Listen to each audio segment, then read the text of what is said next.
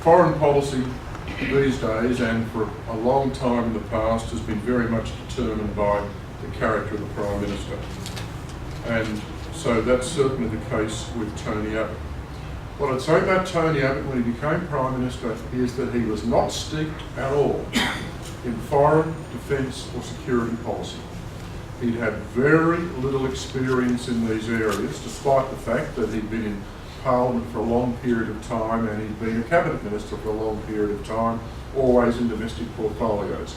And when you talk to Tony Abbott about these sorts of issues, the thing that struck me about it was that he was always highly opinionated about defence and foreign policy issues, but not versed in the practicalities at all, with very little experience. So what do we take from this? What we take from this is that he's going up a steep learning curve as Prime Minister. And in these areas of defence and foreign policy, it is a very steep learning curve. Now, I think there are sort of four main themes in Abbott's foreign policy, which I'll briefly sketch out, talk a little bit about, and then we can have questions about anything and everything. As he set out, as leader of the opposition, the main priority is Asia. And he devised this slogan that foreign policy would be more about Jakarta than Geneva. This is important. This is important because while Abbott was not all that au fait with Asia, although as a young man he travelled extensively in India, he recognised the realities here. He was seen very much as an Anglophile, and he was an Anglophile, but he recognised that the priority in foreign policy had to be Asia and must be Asia, and it was.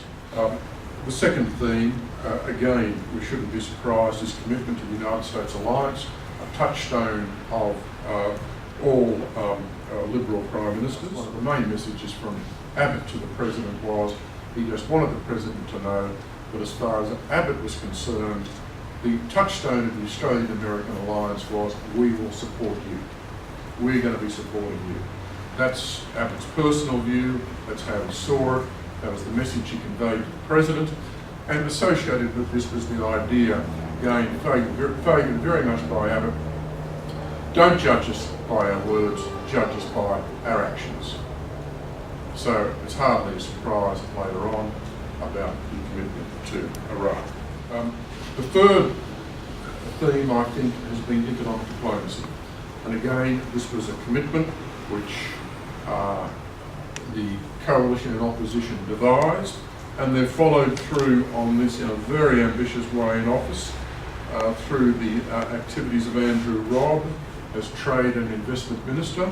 And the fourth theme, I think, of Abbott's foreign policy is what I call national security guardianship. And again, this follows very much in the John Howard tradition.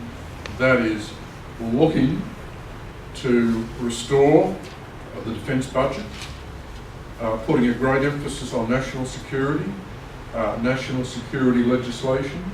I think Abbott, in a sense, is being prescient here, given the domestic tribulations we've faced, the terrorist attacks we've faced in this country. So he's been very committed to furthering the national security laws. And of course, this is one of the few areas where he's won a high degree of bipartisan support from the Labor Party. Again, both in an external sense and in a domestic sense, his commitment to national security has been important. Abbott is a John Howard protege. What this means is that the politician who's influenced him most in terms of his life is John Howard.